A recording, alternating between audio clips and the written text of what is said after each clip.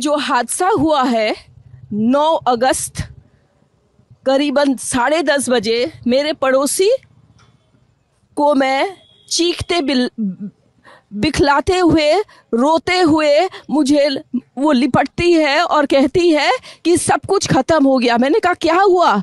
नहीं, मेरी लड़की ने सुसाइड कर दिया है, ये खबर आई है हॉस्पिटल से। मैंने कहा सुसाइड? किसने कहा, कैसे? बोले नहीं, उन्होंने कहा कि ये सुसाइड हुआ है। हम 4 जन, मिस्टर मिसेस, हम और हमारे एक और कर्मचारी, हम जब जाते हैं वहाँ हमको 3 घंटा खड़े रखा। एक पेरेंट्स जिनकी बच्ची 31 इयर्स ओल्ड की ऐसी खत्म हो जाती है, उनको 3 घंटा खड़ा रखा और ये हाथ जोड़ती रही। माँ बाप हाथ जोड़ते रहे, हमें एक बार दिखाओ, हमारी बच्ची का मुंह एक बार दिखाओ। हमको नहीं दिखाया गया। 3 घंटे तक खड़े रहने के बाद ये दोनों हस्बैंड वाइफ अंदर जाते हैं सेमिनार रूम में, और ये पापा अपने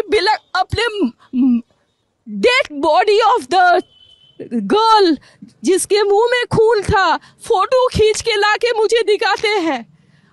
उन बच्ची का शरीर में कोई कपड़ा नहीं था, पैर दोनों राइट एंगल में मिला गया। राइट एंगल में एक पांव बेड के इस तरफ, एक पांव बेड के इस तरफ मिला गया। जब तक पेल्विक गर्डल नहीं टूटता है, इस तरह 2 पांव को नहीं चीरा जा सकता है। चश्मे को कूटा गया जिसके वजह से आंखों से खून निकल गया। गले में गला दबाकर मारा गया। और पूरा ये जो मैं बोल रही हूँ, ये पूरा पोस्टमार्टम रिपोर्ट में वायरल हुआ है। आप लोग कृपया देखिए, ये कोई मनगढ़ंत नहीं है। मैं प्रधानमंत्री से हाथ जोड़ के रिक्वेस्ट करूंगी कि ये घटना जो एक 31 ईयर ओल्ड, एक meritorious student who has cracked her medical with her own stamina and her own intelligence, goes to that top and becomes a promising doctor, should not be killed, or her voice should not be smothered like this. Prime Minister, if you are listening to me, Madam President, if you are listening to me, every word I utter, I promise you that not a grain of the words I utter today is a lie. I promise that every word I uttered is in the post-mortem report which is viral. Thank you. We want justice! We want justice! We want justice! We want justice! We want justice! We want justice! We want justice! We want justice! বন্ধুরা, আজ আর তোমাদের স্বতঃস্ফূর্তভাবে আমার চ্যানেলে স্বাগত জানাতে পারলাম না। বুঝতেই পারছো, মনটা ভালো নেই। 9ই আগস্ট আরজিকর মেডিকেল কলেজে একটি মেয়ের ওপর যে অমানবিক পাশবিক বললেও বোধহয় কম বলা হবে, পশুদের মধ্যেও বোধহয় এরকম হয় না, যে নরকীয় অত্যাচার চালিয়ে তাকে হত্যা করা হয়েছে, সেই নৃশংসতার বিরুদ্ধে প্রতিবাদ জানিয়ে আজকের এই ভিডিও। বন্ধুরা, প্রথম যে ভিডিওটি দিয়ে আজকের এই ভিডিওটি শুরু হলো, সেটি হলো তিলোত্তমার নেবারের, যিনি ওই দিন রাতে হসপিটালে উপস্থিত ছিলেন একবার তিলোত্তমাকে দেখার জন্য, তার বাবা মায়ের পাশে গিয়ে দাঁড়িয়েছিলেন। তাঁরই প্রত্যক্ষ বয়ান, যে নৃশংসতার বিরুদ্ধে প্রতিবাদ জানিয়ে সাধারণ মানুষ বিবেকের তাড়নায় রাস্তায় নেমেছিল স্বাধীনতা দিবসের আগের রাত দখল করবে বলে এবং বিচার চাইতে। যা ঘটেছে তা যেন পরবর্তীকালে আর কোনো মেয়ে বোনের সঙ্গে না ঘটে, আর কারো সাথে না ঘটে, আর কোনো কন্যাশ্রীর সাথে না ঘটে, তার একটা নিশ্চয়তা চাইতে। এবং হত্যাকারীদের শাস্তি চাইতে।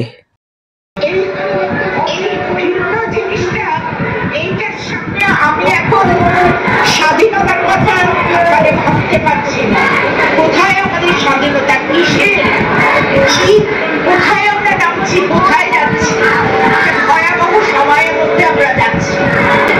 এই সময় বাড়িতে বসে থাকা তো অন্যায়। বন্ধুরা, গড়িয়াহাটে মমতা শঙ্কর বললেন, এই সময় বাড়িতে বসে থাকাটা অন্যায়। একদম ঠিক কথা। রাস্তায় নেমেছেন তাই তিলোত্তমার প্রতি অত্যাচারের প্রতিবাদে, বিচার চাইতে, লক্ষ লক্ষ কন্যাশ্রীর সুরক্ষা ও নিরাপত্তা নিশ্চিত করতে, আর প্রকৃত অপরাধীদের সাজা দেওয়ার দাবি নিয়ে। কলকাতার বিভিন্ন এলাকায় এই প্রতিবাদের দাবি চলতে থাকে। শুধু কলকাতা কেন, পুরো রাজ্যে, সমস্ত দেশে, সারা পৃথিবীতে এই আন্দোলন চলতে থাকে সারা রাত। 14ই আগস্ট অর্থাৎ স্বাধীনতা দিবসের আগের রাত দখল করে।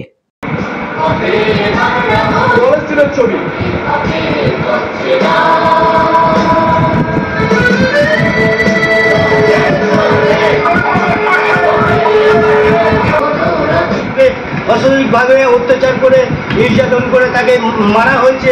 আমরা সবাই এর মধ্যে প্রতিবাদ জানাতে চাই।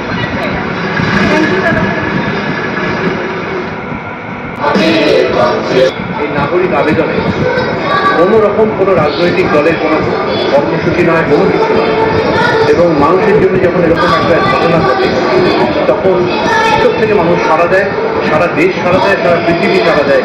সেটা আমরা চোখের সামনে দেখতে পাচ্ছি, আমার বলার অপেক্ষা রাখে। আমার দুঃখ লাগে যারা এই নারকীয় ঘটনা করেন তাদের জন্ম নারীর গর্ভে। এটা ভাবতে আমার অত্যন্ত দুঃখ লাগে, অত্যন্ত কষ্ট লাগে। আমি বিশ্বাস করব সে সরকার পক্ষ হোক বা বিরোধী পক্ষ, সবাই যৌথভাবে এটার একটা বিচারের ব্যবস্থা করুক, সবাই সমানভাবে লড়াই করুক। কারণ রাজনীতি যারা করেন তারা মানুষের ভালোর জন্যই করেন, কিন্তু আসলে কাজে তাদের যাতে ভালো হয়, তারা যাতে জাস্টিস পায়, তার জন্য উভয় পক্ষ নিজেদের মধ্যে মারামারি দলাদলি না করে যেন এর পাশে এসে দাঁড়ায়, এবং যে প্রশ্নগুলোর কিছুতেই উত্তর পাওয়া যাচ্ছে না সেই প্রশ্নগুলোর উত্তর খোঁজা হয়। চিত্র পরিচালক কৌশিক দা একদম সঠিক কথা বলেছেন। এই মিছিলে কোনো রাজনৈতিক রং নেই, সাধারণ মানুষের মিছিল, সাধারণ মানুষের জন্য। স্বাধীনতা দিবসের রাত মুহূর্তে আমাদের অঙ্গীকারবদ্ধ হতে হবে, মেয়েরা আর কেবল অর্ধেক আকাশ থাকবে না, মেয়েরা হবে পূর্ণ আকাশের অধিকারী। স্বাধীনতা দিবসের রাত মুহূর্তে আমাদের অঙ্গীকার, মেয়েরা আর অর্ধেক আকাশে থাকবে না, তারা হবে পূর্ণ আকাশের অধিকারী। আমরা চাই মেয়েদের অধিকার বাঁচার অধিকার, মেয়েদের অধিকার সম্মানের অধিকার, মেয়েদের অধিকার স্বাধীনতার অধিকার।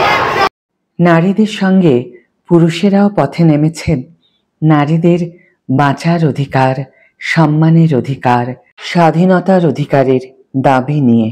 বিখ্যাত চাইনিজ বিপ্লবী মাও সেতুংয়ের কথায় মেয়েরা অর্ধেক আকাশ, কিন্তু আজকের পুরুষের কাছে মেয়েরা পূর্ণ আকাশের অধিকারী।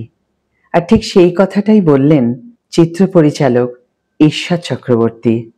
আজ বড় মনে পড়ছে ক্ষুদিরাম বসুর কথা। তিনি বলতেন, লড়ো, না লড়তে পারলে বলো, না বলতে পারলে লেখো, না লিখতে পারলে সঙ্গ দাও, না সঙ্গ দিতে পারলে যারা কাজ করছে তাদের মনোবল বাড়াও, যদি তাও না পারো, যে পারছে তার মনোবল কমিও না, কারণ সে তোমার ভাগের লড়াই লড়ছে।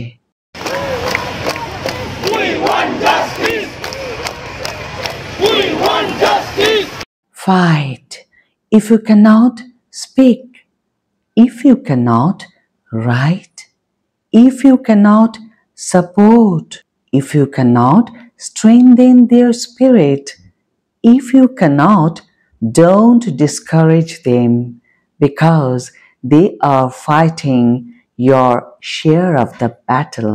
এবছর স্বাধীনতা দিবসের শুভেচ্ছা বার্তা গ্রহণ করা বা প্রেরণ করা কোনোটাই আমার পক্ষে সম্ভব হয়নি এমতো পরিস্থিতিতে।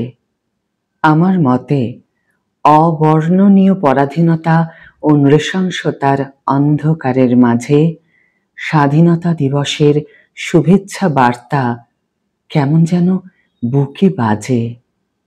ক্ষমা করো বন্ধু স্বজন, ক্ষমা করো ভারত মাতা, সেদিন আমি হব স্বাধীন, যেদিন সব কন্যাশ্রী পাবে সুরক্ষা আর নিরাপত্তা। লক্ষ লক্ষ মানুষের এই আন্দোলন সফল হোক কামনা করে আজকের এই ভিডিও এখানেই শেষ করছি। ভালো থেকো, সুস্থ থেকো, সুরক্ষিত থেকো।